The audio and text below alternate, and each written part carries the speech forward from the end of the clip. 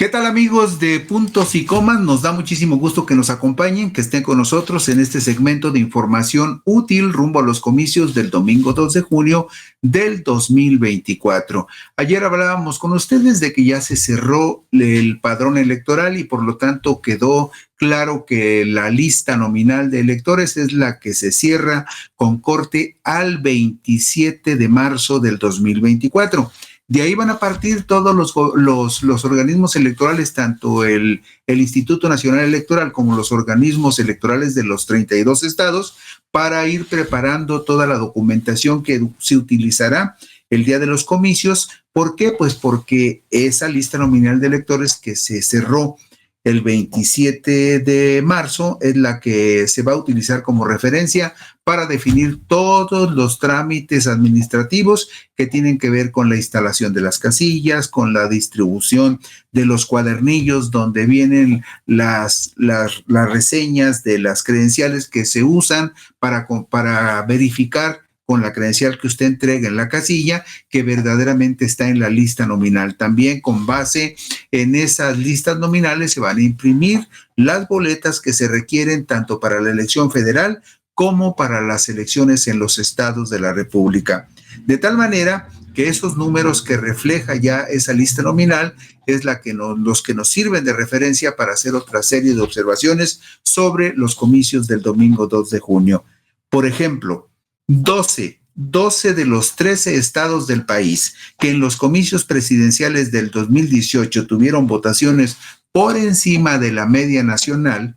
Usted sabe que el promedio de participación en los comicios anteriores fue del 63.4%. Los comicios presidenciales anteriores votó el 63.4%. Pues bien, 12 de los 13 estados del país que estuvieron por encima de ese promedio de participación del 63.4%, 12 están actualmente gobernados por el partido Morena, lo que podría redituarle a Morena una muy privilegiada captación de votos en los comicios del domingo 2 de junio.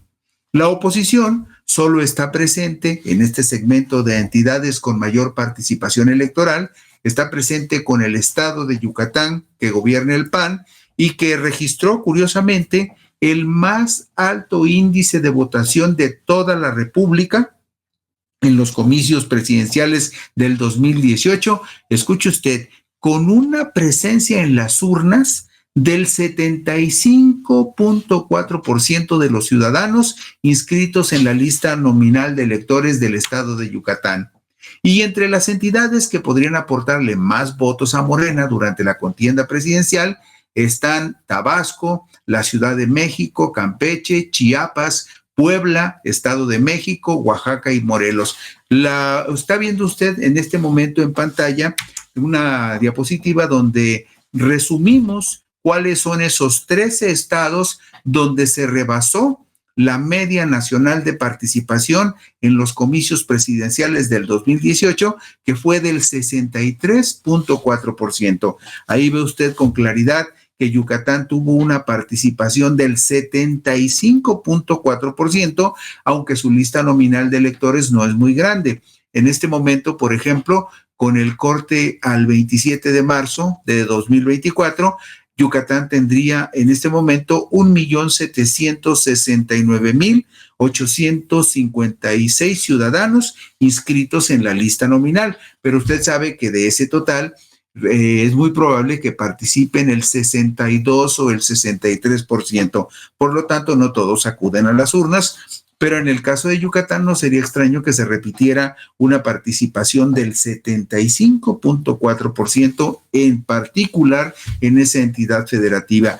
Y ahí ve usted todos los porcentajes. Por ejemplo, otro estado que tuvo una altísima participación fue Tabasco, con el 71.1%. La Ciudad de México también tuvo una participación muy alta, con 70.6%, Campeche con el 70%, Chiapas con el 68% y Puebla con el 68%, en tanto que en el Estado de México participó el 67.9%. ¿Por qué son importantes estos porcentajes? Porque si la tendencia se mantiene, la tendencia de participación en esos estados se mantiene en los comicios del domingo 2 de junio del 2024, usted vea las listas nominales de electores de estos estados. Por ejemplo, la Ciudad de México es la segunda lista nominal de electores más grande del país, con 8,004,904 votantes potenciales. En tanto que, por ejemplo, el Estado de México tiene 13,066,008 votantes potenciales que representaron en el 2018 y en el 2018 votaron en ese estado el 67,9%. Si estas tendencias se repitieran en los comicios del próximo junio, Morena tendría votaciones muy altas en esas entidades federativas y por supuesto que eso le agregaría muchísimos votos, no solamente en la elección presidencial, sino también en la elección de senadores y en la elección para obtener más diputados plurinominales, los que se reparten con base en el porcentaje de votos que se obtienen en la contienda respectiva. Usted ve con toda claridad que de esos 13 estados donde el índice de votación fue más alta en el 2018, de esos 13 estados, 12 son gobernados por Morena, y eso le da una ventaja de entrada al partido en el gobierno. Y si nos vamos a observar la diapositiva número 5, veremos, por ejemplo, cuáles son los estados que están dentro de la media nacional de votación en el 2018, que fue un promedio del 63,4%. Usted ve, por ejemplo, que Querétaro, que está gobernado por el PAN, tuvo un promedio de votación, un porcentaje de votación del 64,7%.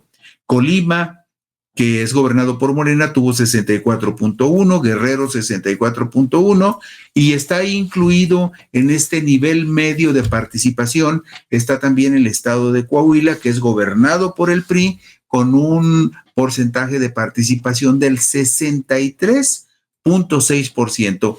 Estos son los estados que se quedaron así en el promedio general del 63,4%, un poquito arriba, un poquito abajo, pero si usted observa también, de estos 6 estados, 4 son gobernados por Morena, Querétaro es un estado panista y Coahuila hasta el momento sigue siendo un estado priista. Y si nos vamos a la parte baja de la tabla, los estados que quedaron por debajo de la media nacional de votación en 2018, por debajo del promedio del 63,4%, vemos en la diapositiva número 7 que hay varios estados que son gobernados por la oposición que tuvieron votaciones muy flojas en el 2018, como por ejemplo, ¿cuáles? Bueno, vemos en esta lista al estado de Aguascalientes, que es gobernado por el PAN, que apenas tuvo una participación del 59,4%.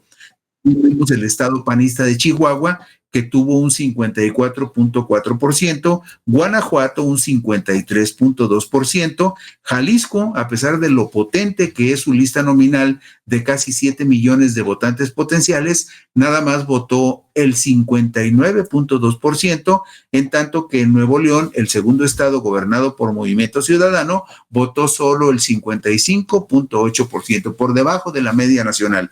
¿Qué significado puede tener esto? Bueno, que si la tendencia se repitiera en los comicios de junio, la oposición tendría votaciones muy modestas. Movimiento Ciudadano en los dos estados que gobierna, Jalisco y Nuevo León, el Partido Acción Nacional en el estado más emblemático que tiene en este momento, que es el estado de Guanajuato, también en Chihuahua y en Aguascalientes, su porcentaje de votación estaría por debajo de la media nacional, y eso indudablemente que le restaría presencia y votos y posibilidades de ganar más diputados al Partido Acción Nacional y al Partido Movimiento Ciudadano.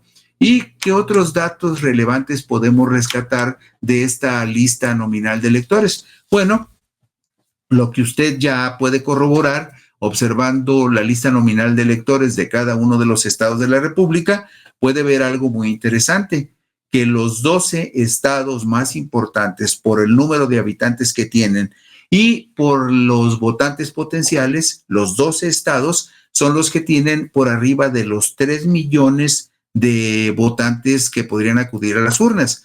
Por supuesto, insistimos, el promedio de participación se va a quedar por ahí del 62-63%, pero estos son los que está viendo usted en pantalla, los estados que son electoralmente más poderosos, los que definen una elección. Y como podemos observar, de estos 12 estados, 8 los gobierna Morena, 2 el Partido Movimiento Ciudadano y 2 el Partido Acción Nacional. Y como vimos en las diapositivas anteriores, Guanajuato están por debajo del promedio nacional de participación ciudadana en los comicios, y lo mismo sucede con Jalisco y Nuevo León, que es nacional. En tanto que Estado de México, Ciudad de México, Veracruz, Puebla, está por encima de la media nacional, y eso le podría dar a Morena una ventaja importante en los próximos comicios. ¿Y qué más con respecto a los estados? Bueno, si vemos la diapositiva número 11, vamos a notar algo que también es muy interesante. Los 5 estados más pequeños del país, ¿cuáles son? Bueno, son Colima, en ese orden, Colima, Baja California, Campeche, Nayarit y Tlaxcala. ¿Por qué son los más pequeños? Porque son los que tienen menos población. Usted ve, por ejemplo, que la población total de Colima es de 731,000 habitantes. Baja California tiene 798,000, Campeche 928,000, y Nayarit y Tlaxcala apenas alcanzan a rebasar el 1,000,000 de habitantes, 1,235,000 en Nayarit y 1,342,000 habitantes en el estado de Tlaxcala. Esto también significa que sus listas nominales de electores son mucho más modestas. Por ejemplo, Nayarit, Campeche, Baja California Sur y Colima tienen listas nominales por debajo del 1,000,000 de votantes potenciales, y el que apenitas la rebasa es Tlaxcala con 1,047,252 votantes potenciales. Es decir, son los estados que están en la parte baja de la tabla, los más modestos por su población y por sus votantes potenciales, y los cinco que le mencionamos están también gobernados por el partido Morena. Y un dato curioso que vale la pena rescatar también de lo que refleja este estudio que hizo el Instituto Nacional Electoral sobre la participación ciudadana en los pasados comicios presidenciales es, por ejemplo, cuáles fueron los estados de la República donde votaron más los nuevos ciudadanos que se hicieron presentes en las urnas en el 2018. Bueno, pues resulta que los chamacos que estrenaron su credencial de elector votaron por encima de la media nacional. Ya ve que le señalábamos que la media nacional de participación fue apenitas del 63.4%. Bueno, los estados donde los jóvenes de 18 años rebasaron este promedio de 63.4% son los que usted va a ver en la siguiente diapositiva. Ahí la tiene en pantalla. Fueron los estados de Campeche, Ciudad de México, Tabasco, Yucatán, Chiapas, Estado de México, Puebla, Zacatecas, Oaxaca, Morelos, Tlaxcala, Veracruz y Guerrero. Esos fueron los estados donde los jóvenes, los nuevos ciudadanos de 18 años, votaron más en el 2018, por encima del 63%, y donde hubo menos participación de los nuevos ciudadanos fue en estados como Guanajuato, Chihuahua y Sonora. ¿Y por qué es importante esto? Bueno, pues porque usted sabe que en los comicios del domingo 2 de junio habrá 1,428,974 jóvenes que acudirán a votar, y de acuerdo con la tendencia de la última elección presidencial, esos nuevos ciudadanos que estrenan su credencial de elector votan en un promedio superior al 70%. Entonces es un paquete que parece modesto, pero que no deja de ser muy atractivo para los partidos políticos. Y con esto concluimos hoy en puntos y comas este análisis muy general sobre cuáles son los puntos relevantes de las listas nominales en los estados y qué podrían representar en los comicios del 2 de junio, tomando como referencia los porcentajes de participación electoral en los comicios presidenciales anteriores del 2018. Por aquí nos encontraremos mañana, si ustedes lo desean, en puntos y comas. Por lo pronto, gracias y buenas noches.